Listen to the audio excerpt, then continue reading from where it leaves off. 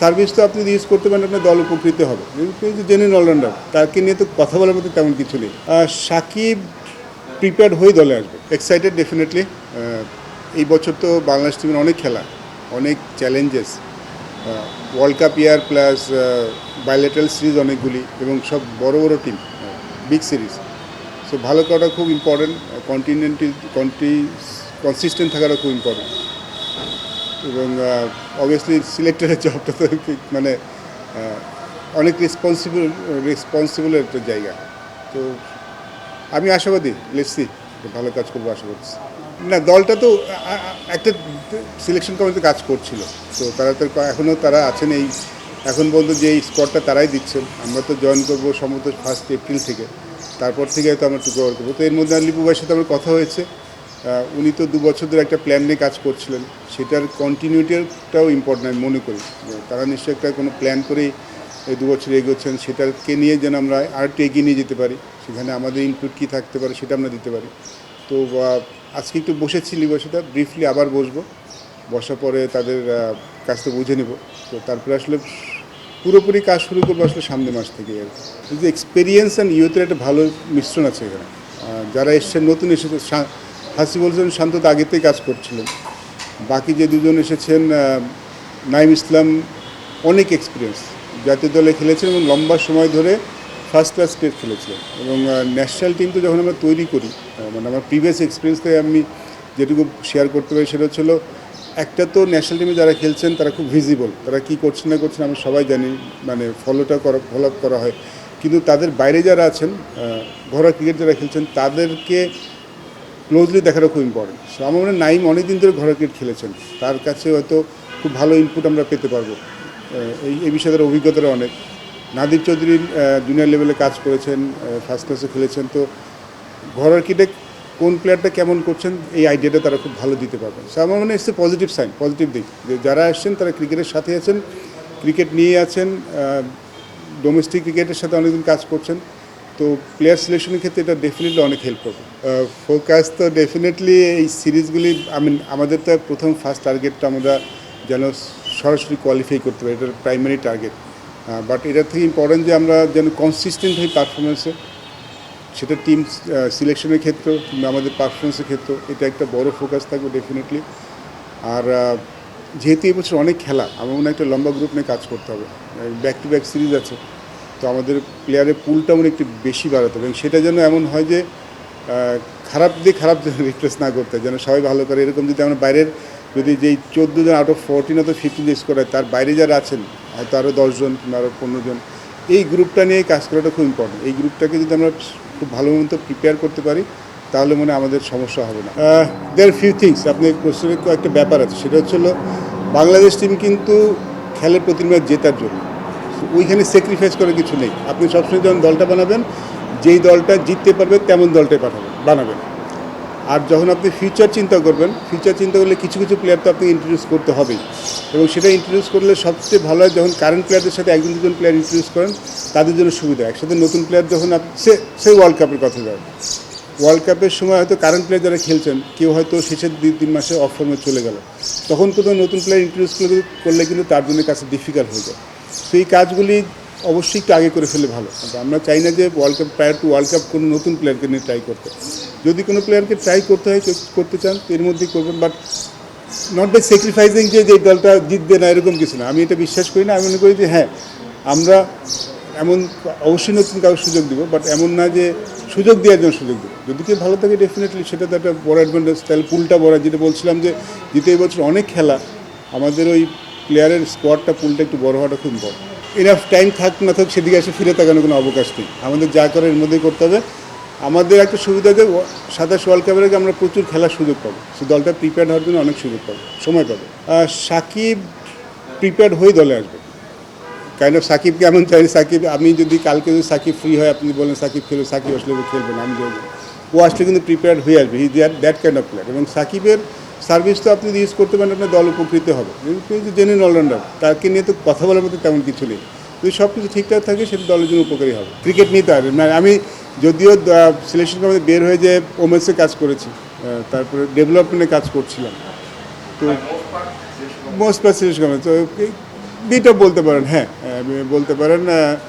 But আমার previous যে কাজটা ছিল ডেভেলপমেন্ট, সেখানে আমি খুব এনজয় করছিলাম। সেখানে আসলে আমি তো যখন প্রথম বলা হয়েছিল আমি তো সময় নিয়েছিলাম। এর পিছনে কিন্তু একটা বড় কারণ ছিল, ডেফিনেটলি আমি একটা কাজ শুরু করেছি, ওই কাজটা আমি খুব এনজয় করছিলাম এবং ওইখানে আসলে সৃষ্টির আনন্দ পাওয়া যায় ডেভেলপমেন্টে যখন আপনি কাজ করবেন। তো সেটা ছেড়ে আসতে হলে আমি একটু মানে চিন্তা ভাবনা করতে হচ্ছে। But in being part of national team সবসময় তো গর্ব, সবসময় তো সম্মান, অনেক বড় সম্মান। আর এই 2 বছরে আমি একটু আরও ম্যাচুর, মানে যখন ন্যাশনাল টিমে কাজ করি, মানে সিলেকশনের কাজ করা হয়, তখন আসলে আমরা ঘরোয়া ক্রিকেট দেখি, কিন্তু ডেভেলপ প্রসেসে থাকি না। মানে ওই প্লেয়ারটা কাউকে ডেভেলপ করে নিয়ে আসা কিংবা এটা অতটা থাকা হয় না।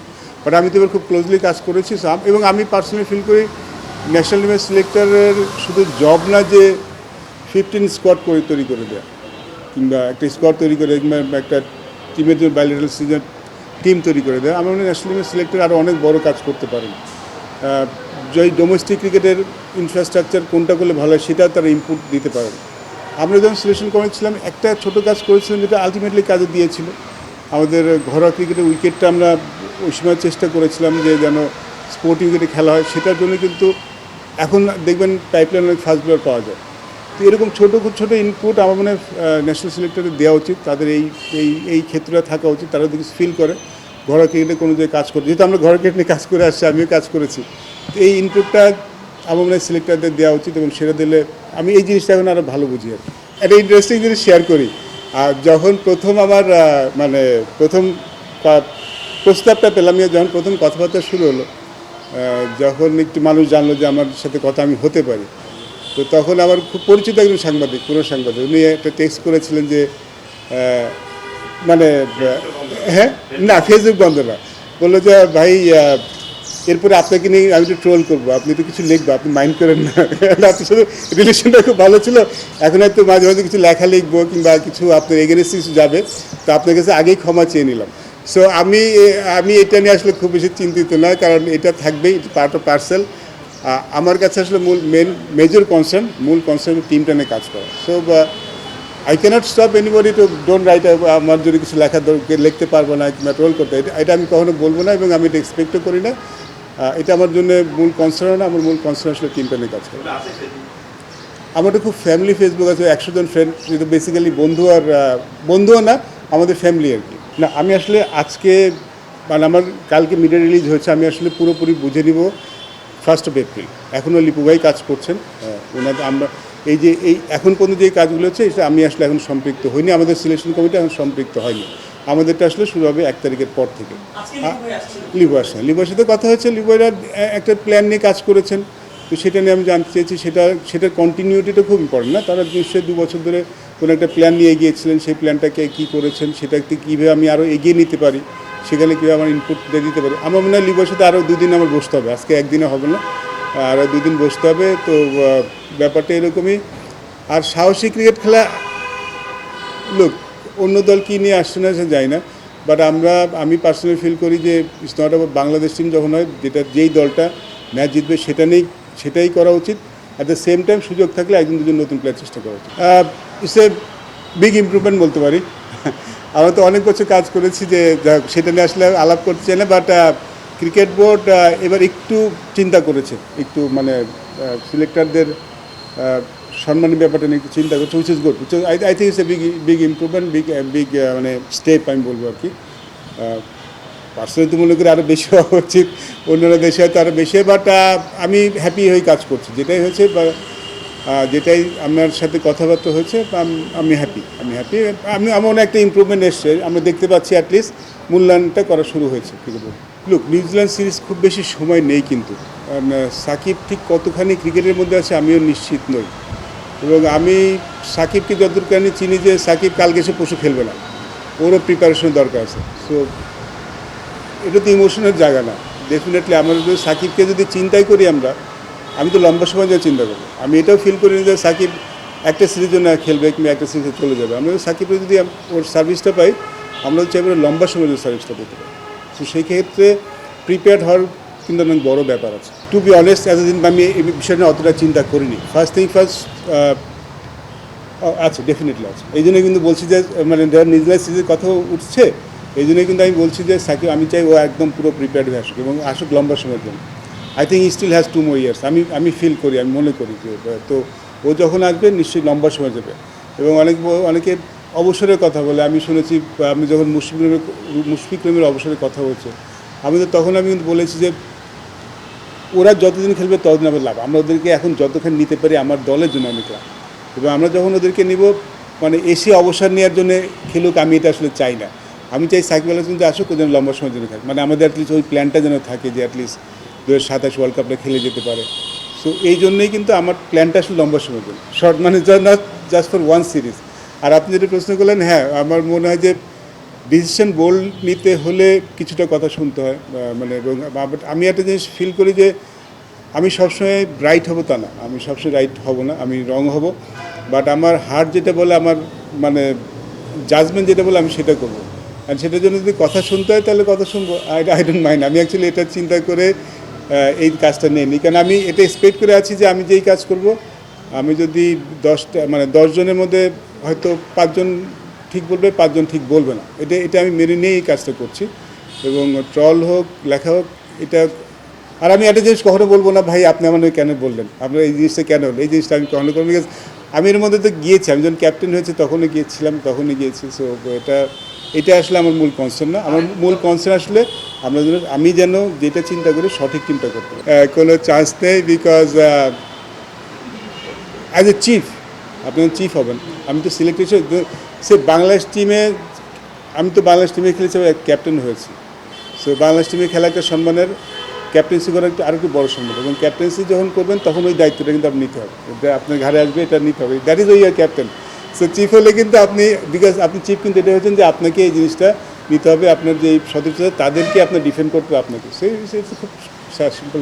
চেয়ারম্যান, আমি বেসিক্যালি চিফ সিলেক্টর, এটা চেয়ারম্যান হিসেবে বলা হয়েছে আর কি। আমার 4 জন নর্মালি তো বেজোর হয়, ভোটাভুটিরই থাকে, বা এর জন্য আসলে বেজোর করা হয়তো। বাট আমার কাছে এটা মেজর কনসার্ন মনে হয় না, বিকজ দিন শেষে চিফ কিন্তু has got the last call, সেই বেজোর হোক আর জোর হোক। মানে আমরা যখন বেজোর সংখ্যার সিলেকশন ছিলাম, আমরা দুজন সিলেকশন যে চিন্তা করছি, চিফ সিলেকশন আলাপ করছি, দিন শেষে কিন্তু লাস্ট কলটা চিফ সিলেক্টরই নেন, চিফ সিলেক্টরই ডিসাইড করে না this is the team. So এটাই কিন্তু হয়। সো বেজোর সংখ্যা কিংবা জোর সংখ্যা আমার কাছে এটা অত বড় কনসার্ন মনে হয় না, বিকজ লাস্ট কলটা কিন্তু দিন শেষে চিফই নেবেন।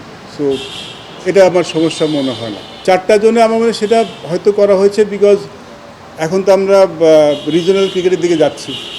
রিজনাল ক্রিকেটের দিকে গেলে হয়তো চিফের জন্য সব দিকে যাওয়া অসুবিধা, তো সিলেক্টর কোনো একটা জোন ভাগ করে দিলে তিনি হয়তো ওই জোনে যে কাজ করতে পারবেন, জোনের সব কিছু দেখতে পারবেন, এটার জন্য আসলে করা হয়েছে, which is also not bad.